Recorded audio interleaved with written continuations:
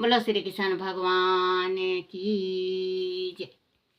श्री भागवत महापुराण की जय। श्रीमद् भागवत महापुराण में छठा अध्याय श्री त्रैसव देव जी का परम धाम गमन। राजा परीक्षित ने श्री सुखदेव जी से पूछा, भगवान, योग से प्राप्त ज्ञान अग्नि से सांसारिक राग देश नष्ट हो जाते हैं। ऐसे योगी स्वतः ही सिद्धियों के स्वामी हो जाते हैं। फिर भगवान त्रैसव देव ने उन्हें स्वीकार क्यों नहीं किया? श्री सुखदेव जी ने कहा, राजन, संसार में जैसे चालक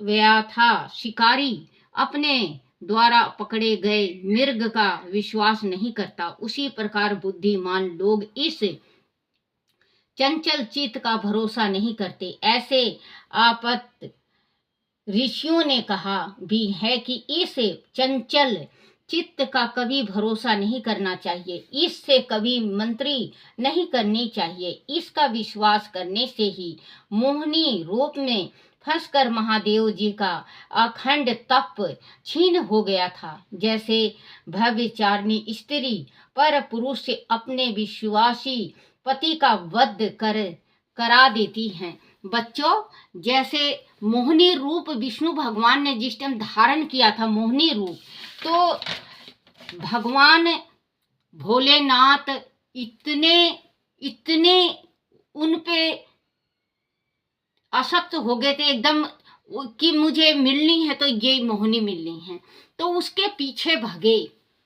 शंकर भगवान मोहिनी के पीछे भी भागे और उनके पीछे भागने से जो उनका वीर था वो पतन हुआ, तो उससे कईयन चीज इस धरती पे पैदा लिया। तो कहते हैं बच्चों, स्त्री हैं, स्त्री काम के बस अगर कर ले तो इंसान का पूरा जीवन नष्ट हो जाता है। इसी वास्ते परमात्मा ने हमें इंसान देह दिया है कि अगर हम भगवान का भक्ति करें तो इस चीज से बच सकते हैं। और भगवान ने हमारी शादी धर्म पत्नी के साथ, स्त्री के साथ किया है। अगर आप अपनी स्त्री, जैसे पुरुषोत्तम भगवान राम थे, वैसे एक स्त्री के साथ रहते हो तो आपको पाप नहीं पड़ता है। हाँ, जगह जगह मुंह मारने से आपको पाप और दोष दोनों पड़ेंगे। बच्चों, तो आप इस चीज का जरूर ध्यान रखा करो कि हम कहीं गलत तो नहीं चल रहे हैं। तो भगवान जब इनके मोहिनी रूप देखे विष्णु भगवान का, तो वो बिल्कुल उस पे मोहित हो गए और उनके पीछे भाग लिए, विष्णु भगवान के पीछे। चित्त का कभी भरोसा नहीं करना चाहिए, अपने मन का और चित्त का कभी भरोसा नहीं करने चाहिए। आंखों का कभी भरोसा नहीं करना चाहिए, इससे कभी मंत्री नहीं करनी चाहिए। इसका विश्वास करने से ही मोहिनी रूप में फंसकर महादेव जी का अखंड तप छीन हो गया था। जैसे भवचारिणी स्त्री पर पुरुष से अपने विश्वासी पति का वध करा देती है, उसी प्रकार जो योगी अपने मन पर विश्वास करते हैं वह मन के वाशीभूत होकर काम क्रोध दी शत्रुओं के आक्रमण से अपनी साधना को नष्ट करा डालते हैं। यह मन काम क्रोध मद लोभ मोह और भय तथा कर्म बंधनों का उदगमन स्थल है। कोई भी बुद्धिमान व्यक्ति इस पर विश्वास कैसे कर सकता है? भगवान ऋषभ देव यद्यपि स्वयं श्री हरि के अंश थे, उनके अवतार थे, परंतु मूर्ख पुरुषों की भांति आचरण करके वह अपने सत्य स्वरूप को छिपाए रखते थे। उन्होंने ऋषियों को देह त्याग की विधि सिखाने के लिए ही अपना शरीर छोड़ा था। उन्होंने अपने अंत कारण में परमात्मा के स्वरूप के साथ योग करते हुए अपने संपूर्ण वासनाओं और वरजनों को नियंत्रित किया और शरीर के अभिमान से मुक्त होकर भगवान में लीन हो गए। उन्होंने अपनी यह शरीर कर्नाटक प्रदेश के कुट कुटकाचल वन में बांसों के झुरमुट के पास छोड़ा था। बाद में दावानल भड़क उठने से उस वन में आग लग गई और ऋषभ देव जी का शरीर जलकर भस्म हो गया। राजन, कलयुग में जब अधर्म पूरी तरह पनप जाएगा तब कुटक देश का विधे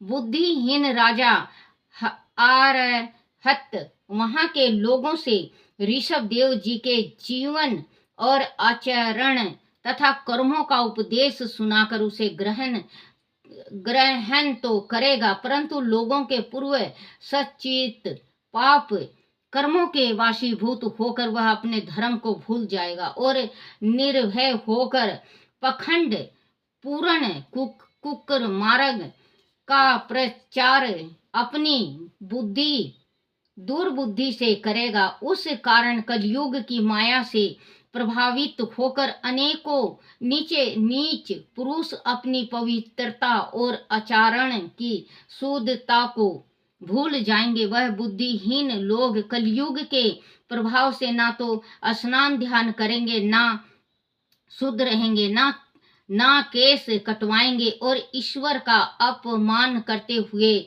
पखंड पूर्ण कर्मों को अपने मनमानी रूप में स्वीकार करेंगे। बच्चों, आजकल वास्तव में ये सच्ची बात है कि इंसान अपना कर्म भूल चुका है।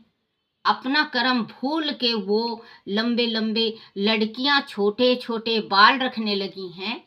लड़कियां को शौक छोटे छोटे बालों से हो गया है और पुरुष को लंबे लंबे बालों से। तो पुरुष तो आजकल लंबे बाल रखने लगे और लड़कियां बाल कटाने लगी। बच्चों, एक बात आप ये सोचो कि अगर स्त्री का शोभा, कभी भगवान ने यही कहा था कि स्त्री का शोभा बालों से होता है। स्त्रियों का जो बाल हैं वो लंबे हों तो औरत बहुत सुंदर और उस बालों से सुशील लगती है। कहीं भी हम देखने जाते हैं, कहीं पे भी अब भी हैं, कहीं पे देखने जाएंगे तो जरूर मुंह से अगर लंबा बाल लड़की का होगा तो कहेंगे मोटे मोटे नैन हैं उसके, सुंदर तीखे नाक हैं उसके, होठ छोटे छोटे लंबे लंबे केस हैं उसके, माँ लक्ष्मी का अवतार हैं। अब हम कहीं पे देखने जाते हैं, छोटे बाल होते हैं तो हम क्या कहते हैं, भाई बाल कटी है। लड़की देख के आए हैं लेकिन बाल कटी है, उसका नाम पक जाता है बाल कटी। तो बच्चों, अपनी बेटियों को समझाया करो और सिखाया करो कि लड़की का इज्जत केस में होता है। केस कट जाए, मर्द मूठ से अच्छा लगता है, मूछों से अच्छा लगता है, लड़कियां केस से। आजकल लड़के मूछ कटाने लगे, मूछ नहीं रखते, मूछ कटाने लगे और लड़कियां केस। एक दफे बच्चों, एक नई बहू आई थी, उसने घूंघट खोल लिया। उनके सारे परिवार कहने लगे कि हमारे यहाँ घूंघट खोलने का रिवाज नहीं है, क्योंकि उनके घर में कोई मूछों वाला था ही नहीं, सबने मूछ दाढ़ी सपाचट कर रखी थी। तो कुछ दिन बीता, अचानक एक बुजुर्ग वहां से निकलता हुआ आया जिसके